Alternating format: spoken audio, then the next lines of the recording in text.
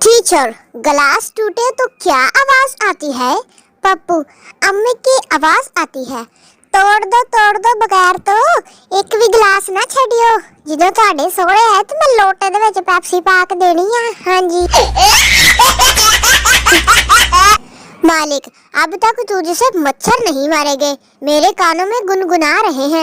नौकर साहब, मैंने तो सारे मच्छर मार दिए हैं। आज ਉਹਨਾਂ ਦੀਆਂ ਬੀਵੀਆਂ ਜਿਹੜੀਆਂ ਬੇਵਾ ਹੋਣ ਦੇ ਵਿਚਾਰੀਆਂ ਰੋਣਾ ਪਾਉਂਦੀਆਂ ਉਹੀ ਤੁਹਾਨੂੰ ਗਾਣੇ ਲੱਗਣ ਦੇ ਜੇ।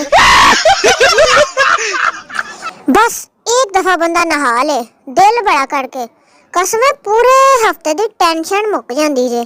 वाकई जेड़े दिन आ गए आही हिसाब हुंदा। एक तो पानी गिल्ला बड़ा लगदा, दूसरा ठंडा बहुत लगदा। किरदार ऐसा बनाओ लोग ब्लॉग नहीं सर्च करन तानू नखत्ते हो। जिद्दां दी करतूतां लोकी ब्लॉग करके दफा हो जांदे आ। अनवर, तुम मत रोना, इसको उलट से पढ़ो, समझ आए तो कमेंट में डन लिखना। लाजमी दसियो कि उल्ट करके बनता, ठीक है ना?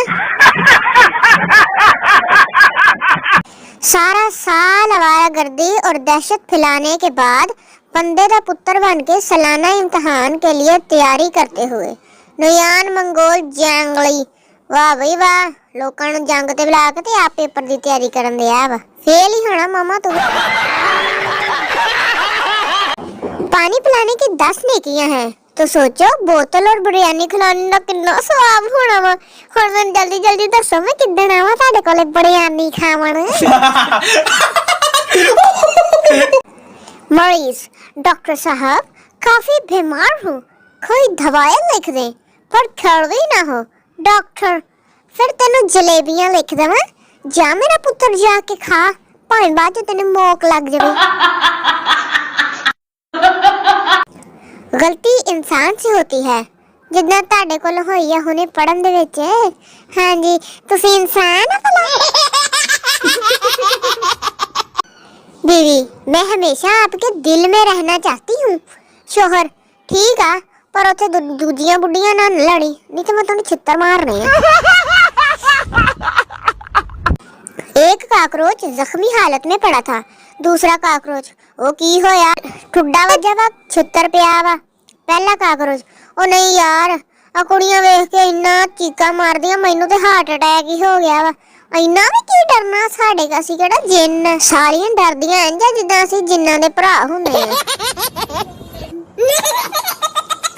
वालदैन से बढ़कर इस दुनिया में कुछ नहीं, इसलिए शादी करा ते वालदैन बन जाओ, गल खत्म। तानू भी पता लगे न्याणे दे पैंपरा दा किन्ना खर्चा हुंदा वा।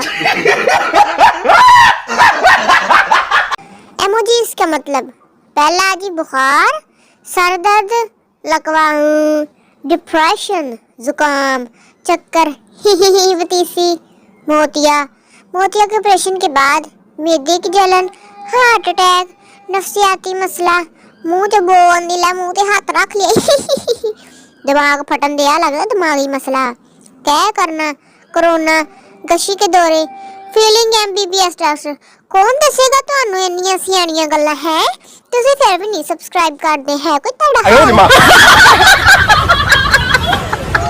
आंखों का टेस्ट, अगर ये तरबूज आपको रेड दिखता है तो आप नॉर्मल इंसान हैं, ग्रीन दिखता है तो आप ज़हनी दबाव का शिकार हैं, ब्लू दिखता है तो आप एक पागल इंसान हैं।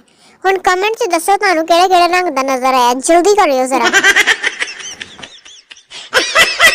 अगर शादी नहीं करनी थी तो प्रेप क्लास च पेंसिल कट मंगी सी नखत्तीए, उਦੋਂ ਦਾ मैं आस ला के बैठा सी।